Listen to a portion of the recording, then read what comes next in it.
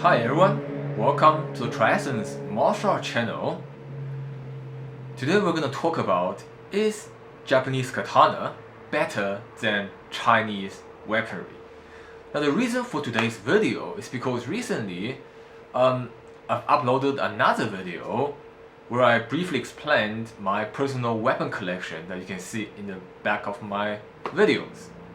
And then someone posted a very interesting comment asking that, assuming that I have been my whole life a Chinese martial artist, he found it quite interesting that my choice of weapon for self-defense was Japanese-based katana, wakizashi, and so forth.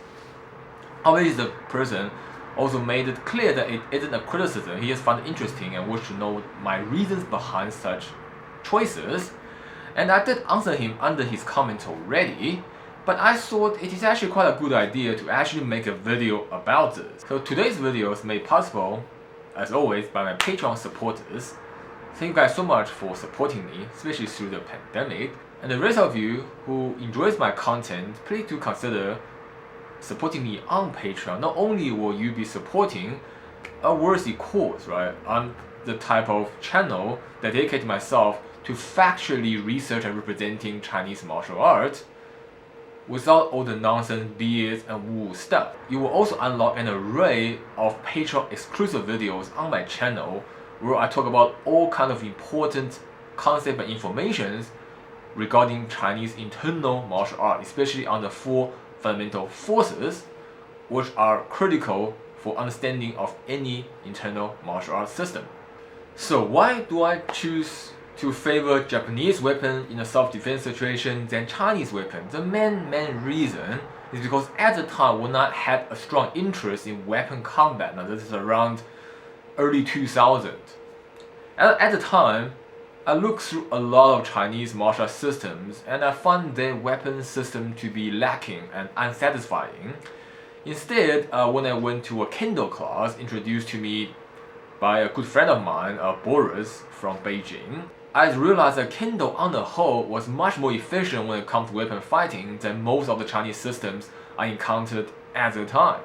And later on, I also had a few opportunities to dabble a little bit in Japanese traditional kenjutsu, right, the traditional version of the sword fighting. And also I found those to be much better informed in general when it comes to weapon fighting than Chinese systems. Now, you might wonder why this is the case. Well, some of you might already be aware that when it comes to hand-to-hand fighting, the Chinese systems on the whole are already pretty lackluster, right? There's so many Chinese systems out there that can't fight with their hands even today.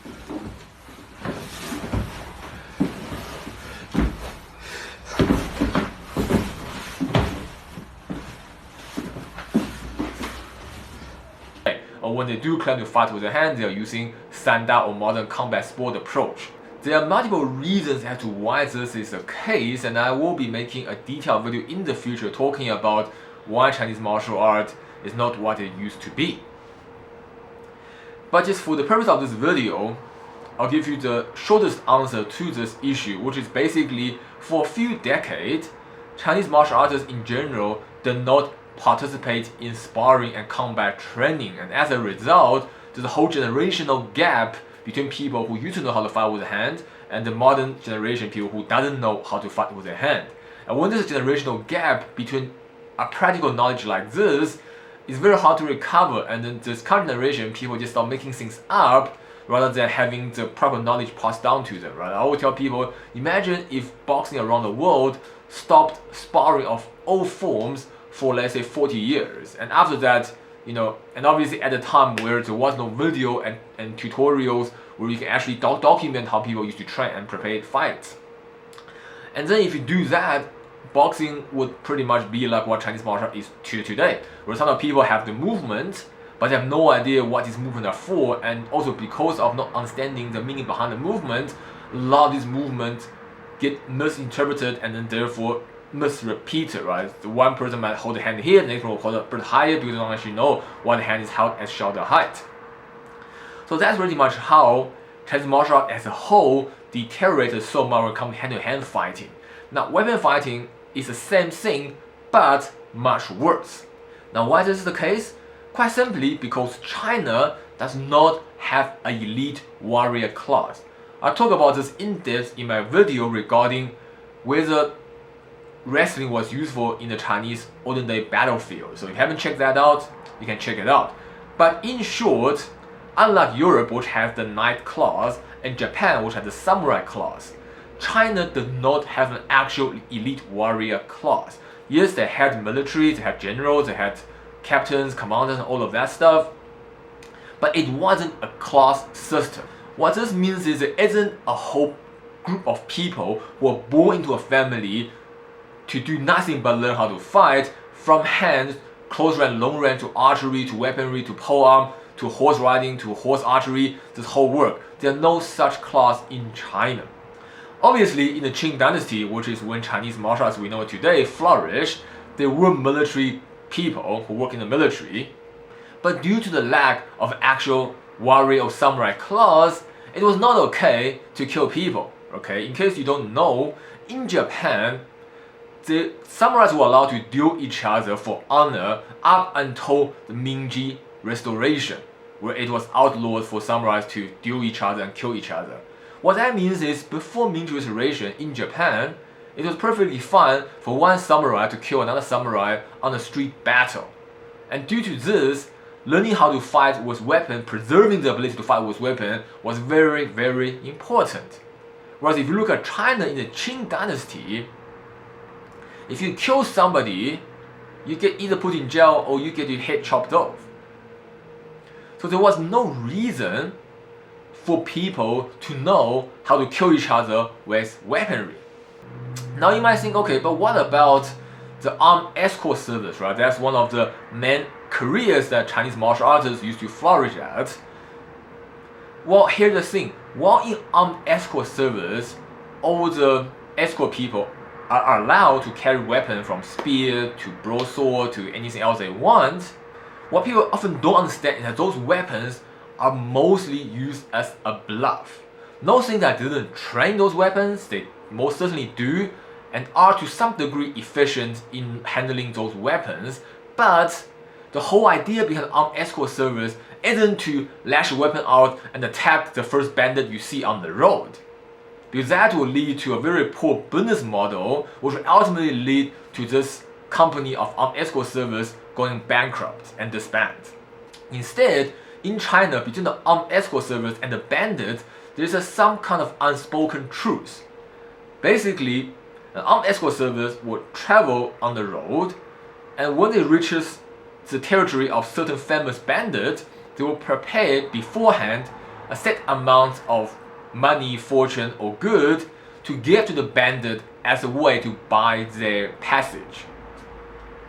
And if the bandit respects the armed escort service enough, they will take this small amount of tribute and allow them to pass. If they don't respect them, then maybe they'll ask for more. So having weapons and arm your members is almost like a way to deter the bandit from exploiting more fortune out of the escort service. But the last thing they want, you actually have a fight with weapon, because firstly, people will die, and secondly, and if they piss off this particular group of bandits, unless they kill all of them off, right, the survivors, even if you kill them, their friends and brothers from other groups will then target this particular armed escort service constantly until they go out of business, because even if they are good, clients will not use a certain armed escort service if they're constantly getting raided on their way. Therefore, it is not in the armed escort's best interest to engage in fighting, never mind weapon fighting, where people are going to get hurt, people are going to die, and the grudges are going to be formed. Which is why, even though on the surface it looks like Chinese martial art in the Qing dynasty has all kind of weaponry, every carry weapons and walk around in the armed escort service, very seldom they actually ever use it. So they train it, but they don't use it, and that's the problem. So I'm not saying that they don't know how to practice it, but because they don't use it, their technique doesn't get improved. Right? The reason why Japanese samurais and European knights were so efficient at whatever they do is because they constantly fight each other, practice with each other, and in doing so, their abilities and techniques improve. It's just like a modern combat sport. Why is it good? Because they're constantly fighting for money. When there's money involved, people are gonna scratch their head to get better and to win the match, and therefore the sport overall improves. But in the Qing dynasty, when armed fighting, weaponry fighting was not encouraged, it's not incentive to fight each other and improve, and therefore even though they know some basic rudimentary ideas, which they most likely got from people who retire from the military, and obviously do adapt it for civilian use, it doesn't have much development. And that adds to the fact that later on, especially during the Cultural Revolution, you're not allowed to transpiring, you're not even allowed to fight with your hands, never mind using weapons. So most of the knowledge that was already not too impressive to begin with was mostly lost to this current generation. Which is why when I was looking for weapon fighting, I looked around Beijing for a lot of different Chinese martial arts systems, and though it was all very disappointing, which is why I eventually decided to do Kendo and later on dabbled in certain Kenjutsu. Which is why ever since the early 2000s, my choice of weaponry for self-defense has been katanas and wakisashis. Now you might say, hold on a minute. Currently there's a lot of different schools around the world of Chinese martial artists who are teaching weapon fighting. So what's up with that then if I'm saying that, most of the Chinese system has lost their knowledge on weapon fighting? There are members in the Chinese martial community currently trying to reinvent Chinese martial arts weapon fighting through old manuscripts and from various styles and what people say and taught, and try to put things together again. And there might be some good ones, although very rare, but there might be some good ones among this group of people. But on the whole, I'm still not impressed what they are doing. Some of which, such as the Ma family from China, they basically are just ripping off Western fencing stuff and then added a bit of Chinese flair. So what they're doing is almost like what happened to Sanda. They took Western boxing, Taekwondo kicks, Muay Thai stuff, put together, add some Chinese flair to it and Chinese wrestling, and call it a Chinese martial arts, which is entirely incorrect. So a lot of these people are also doing similar with the Chinese weapon fighting. They're literally just taking fencing techniques and add some Chinese flair to it, give it a Chinese name, and call it Chinese short weaponry fighting. Personally, I'm not impressed at all. I think it's totally, utterly nonsense and rubbish. And these guys aren't even high-level fencers, so it's not even like they are stealing top-of-the-line knowledge. They basically are just looking at the basic rudimentary manuals and entry-level stuff, stealing those, and then taking them and pretending it to be Chinese weaponry. So even if we were to overlook the fact that they're stealing somebody else's stuff, it's still not impressive. Again, let me stress, I'm not saying everybody's doing this, but a good amount of them are. There are some hidden gems among the people who do still have genuine knowledge on how to use Chinese weaponry the Chinese way that was passed down from their teachers, teacher and so forth, but they are very, very rare. Just like how it's very rare to find a genuine Chinese internal master today that knows how to fight using their own style's unique characteristic rather than using conventional sanda or just utterly confined. Then that person further asks, now what about internal weapon fighting? Was internal weapon any good? Were they able to use internal mechanics into the weapon?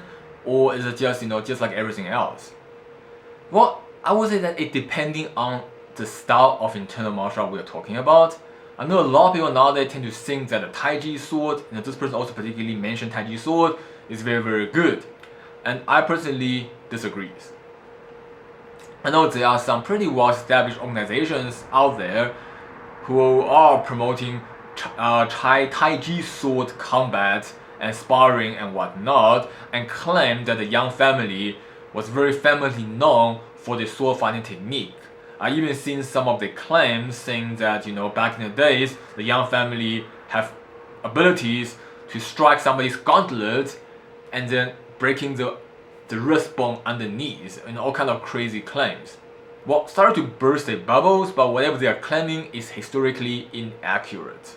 The Yang family, as far as reliable record goes, was never famous for a sword fighting skill. There was not a single verifiable record of any of the Yang family members engaging in a weapon fight or weapon duel.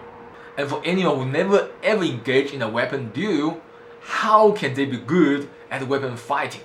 Then some people are gonna argue saying that Yang Luchan taught in the Qing dynasty military and therefore he must know weaponry. Well, firstly, the exact nature of his teaching in that particular military was unclear. For all we know, he could have just held that title so that the prince can pay him a salary from the government's treasury. But his main job, as we all know very clearly, was a personal instructor for the royal prince. And furthermore, if he was indeed teaching in that particular military camp, he was most certainly teaching them hand-to-hand Taiji combat. The reason I'm certain of this is because civilian weapon fighting and military weapon fighting are drastically different. The one favors on personal nimbleness, evasion, sidestepping, and agility, while the military favors formation. Now, Yang Youchan, someone who have never been in the military, knows nothing about formation and military fighting, so it doesn't make sense that they will hire him to teach military weapon. That's just not possible. And another obvious issue to that claim is that the Qing military does not use a straight sword. The Qing military use a curved, narrowed, single-edged blade, what we call a dao. So even if, and a huge if at that, Yang Youchan actually did somehow taught weapon in that particular military camp, he would not have taught them Taiji sword. He would have taught him Taiji dao. And again, if Yang Youchan was really good at sword, there would have been more record of people mentioning that. But the truth is, there are no proper trustworthy record, right? There are some things that people claim to be a record, but if you look into it, it's just stuff that they master and they master claim that, people say. But they cannot be collaborated with alternative sources, which makes those claims untrustworthy. And it's not just the Yang family, right? The Wu family that came after were also not known for their weaponry, especially not Taiji sword. Now what about the Sun family? Now here's the thing. Sun Lutang himself was recorded to be very good at sword, but not Taiji sword, right? He was very good supposedly with Bagua sword. However, I would also take this with a grain of salt, mainly because while Sun Lutang was very good, probably one of the best internal martial masters of his time, he was also the subject of a lot of untrue flattery because of his political connection and social status. So many people suck up to him, butter him up, and say nice things about him. So, and also he's later on, not his disciple directly, but people that are of current generations, so Sun style, they make up a lot of stories about him, trying to make him to seem almost like a god. So, anything related to Sun Lutang I'll take with a grain of salt. But again, I'm saying he is a genuinely high-level master. You just can't trust everything people say today about him. But there is a possibility that he was a skilled swordsman. However, it is Bagua sword, and also he was not known to ever engage in an actual duel with somebody using sword. So how people judge him to be good or bad with his sword are most likely by watching him doing a form and knowing his hand-to-hand combat skill, but not directly from observing him owning someone's ass with a sword. So now that we know that Taiji sword are most likely not that good in fighting, is there anything else that is possibly good? Well, yes. The Xingyi spear is very, very good. And also from Xingyi spear is a very good example of how internal mechanic, in this case the Xingyi structure and power generation, can be applied to a weapon and give you an edge over someone else who doesn't have internal mechanic. However, that is irrelevant for myself because I'm using weaponry for self-defense situation. Obviously, it's impossible to carry a spear with you the whole time and whip a spear out every time someone's trying to do you harm. That's why even though I do agree the Chinese spear is brilliant, but other than using it to understand some basic internal mechanics, I don't see a big point in learning it unless it's just your passion, right? But there's no real purpose to it in today's society. Another very good example of internal concept applied to weaponry is the Wuxing Tongbei Dao, right? So if that might not know, Dao is the Chinese single broadsword, like this one here. This is a Dao. And Wuxing Tongbei, if you have watched my previous video, you will know that we favor relaxed sinking downwards chopping force. So if you apply that kind of mechanic using a Dao and you chop onto whether people or the weapon, it does create devastating result. Now, if you're wondering why I didn't go into this type of training for my self-defense purpose, well, at the time, early 2000, I did not meet my Wuxing Tongbei master. And now that I've met him, I lost interest in weapon fighting, and I'd rather spend my time in practicing the empty hand section of the system. But if time were to rewind to the early 2000s and having to make my Wushu Tongbei master back then it is possible that I might not pursue Japanese system and rather just learn Tongbei Dao from him. Another thing that you should keep in mind is even though Tongbei Dao is really good, it's a bit of an overkill when it comes to self-defense, right? Because you honestly don't need to have relaxing force creating the devastating impact using a Dao on some random guy that try to mug you or try to hurt you, right? These are mostly reserved for fighting someone who is also efficient at weapon. Now I'm not saying that you shouldn't do this if you have the ability, but learning this for self-defense is a little bit of an overkill. Which is why even though I am doing Wushu Tongbei now, I don't see a need to really apply that to my weapon self-defense approach, because with what I have now is more than enough to handle people that doesn't have firearms. So how good you are with the sword is not that important if you are just facing people who have sticks or knives or things like that. As long as you know some basics on how to use your weapon, then chances are you are gonna prevail the victor. Now besides spear and Tongbei Dao, is there anything else that I think is good in Chinese martial arts system? Yes. Chinese martial arts staff is pretty good, especially in the northwestern region, where there's a lot of grassland and nomad people, or people have to look after the sheep.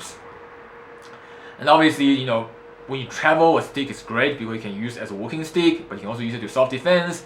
And an authority can't fault you for carrying a weapon because you can just say it's a walking stick. And as a result, control over stick was pretty lackluster in the dynasties, and which is why people in the northwestern region in particular, also in the south and everywhere else, but I'm just going to use northwest as an example, people there has maintained the knowledge of stick fighting. When I look at people who does stick fighting there, I can see that it's general knowledge that passed down through generations and wasn't affected much during the Cultural Revolution and other period where sparring fighting was not really popular among civilians. But it has the same issue, right? Carrying a long stick for self-defense is very unpractical, and a lot of times you are in a tighter space and you don't want to swing a large object around, which is why personally I favor short weapon when it comes to self-defense, which should be common sense to you.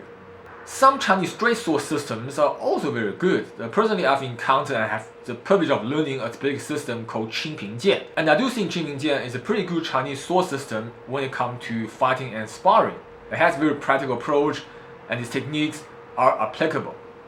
And I did learn this in the early 2000s, so it was during the time period where I was interested in weapon fighting. The reason why I didn't choose that as my go-to for self-defense is because the sword just doesn't pack the same amount of punch as a broadsword or a chopping weapon. As to why this is the case, well, quite simply, a sword's main purpose is to thrust someone.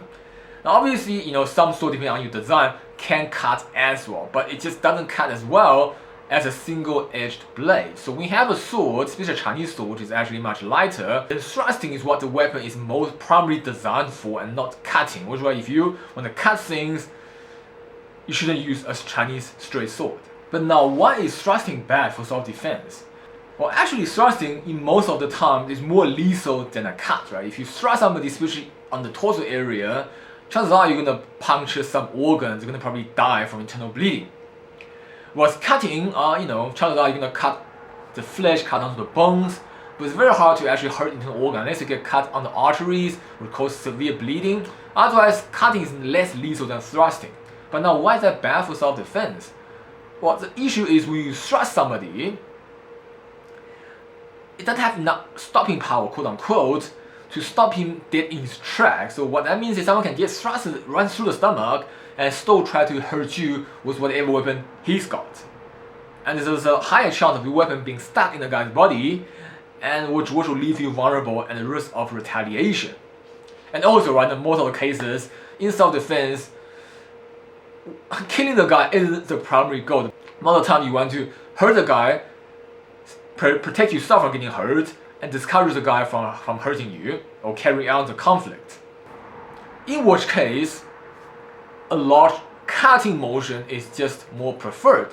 Firstly, when you cut someone, it's less likely for your weapon to get stuck. And even if you do get stuck, let's say you cut on somebody's shoulders and it got stuck by the bones, you can pretty much yank it out by pulling. Whereas if you slicing, right? If you stab somebody through the stomach, it's kind of harder to pull it out. Obviously, if you have like a narrower blade like a rapier, it's probably easier to skew someone and pull it out and not risk yourself. But the way Chinese sword is designed is not like a rapier. So if you do, hypothetically speaking, stab into someone's stomach, it's not that easy to pull it out. And furthermore, imagine somebody charging at you with a blunt weapon or a knife or whatever in his hand.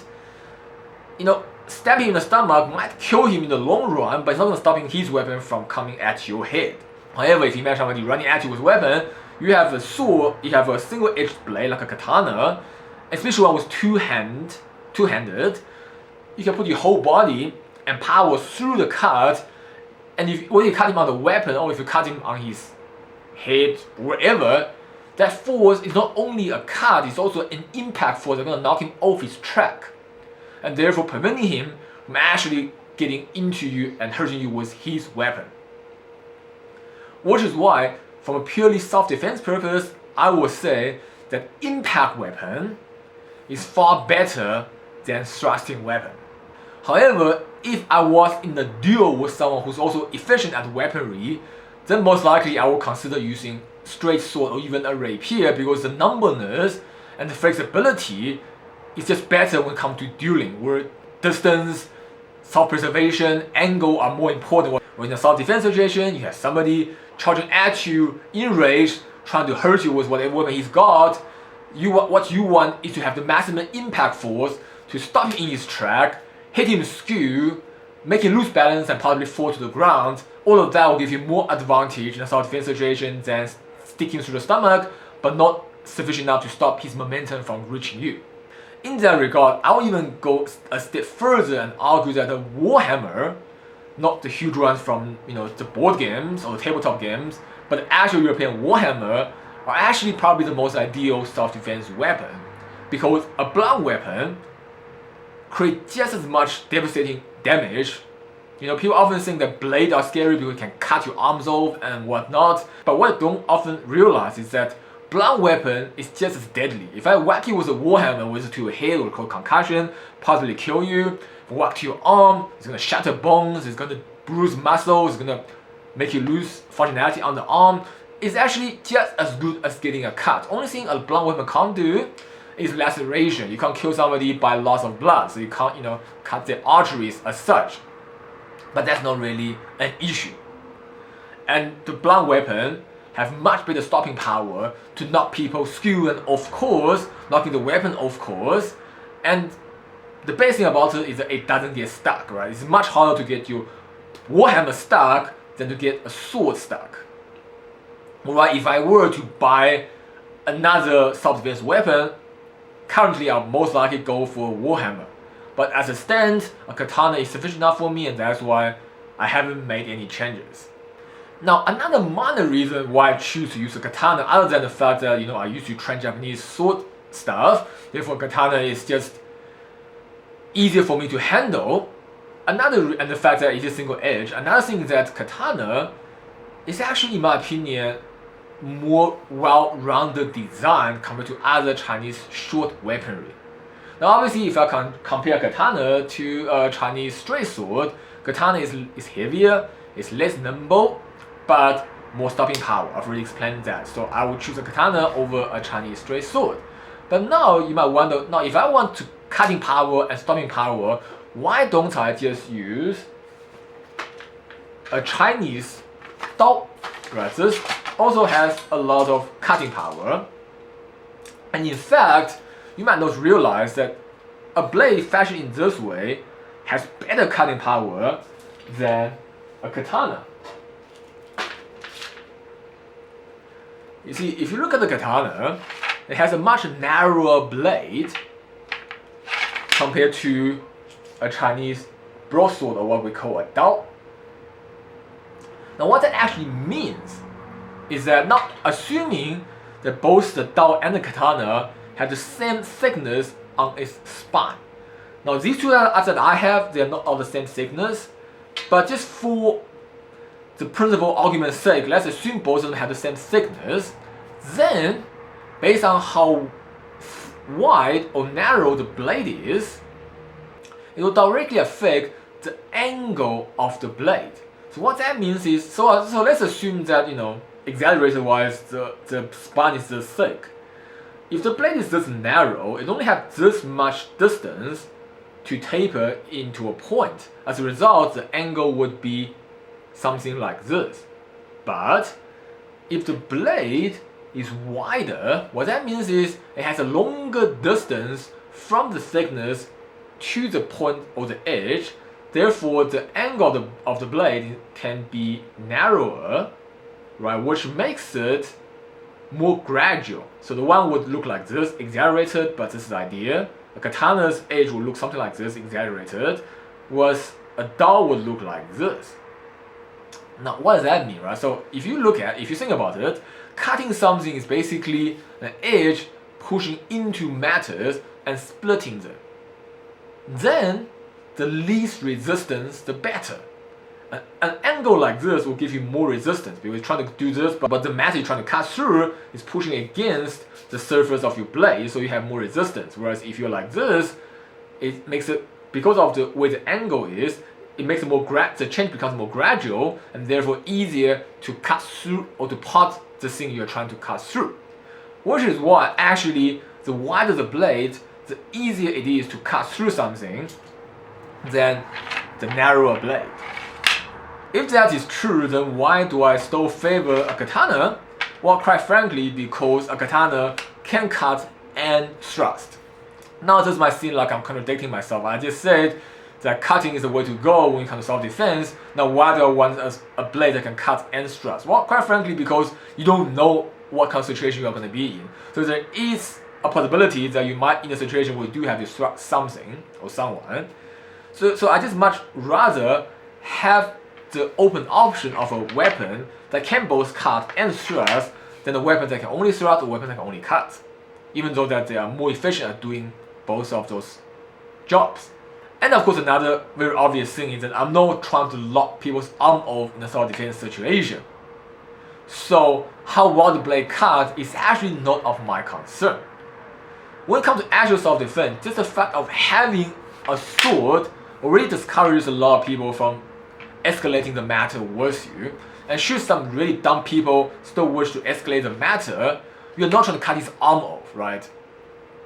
In fact, most of the time, not that it happens a lot, but when I do end up using a weapon in a self-defense situation, I use it more like a blunt weapon. A lot of times I actually use the back of the sword facing the front to whack people rather than trying to cut them.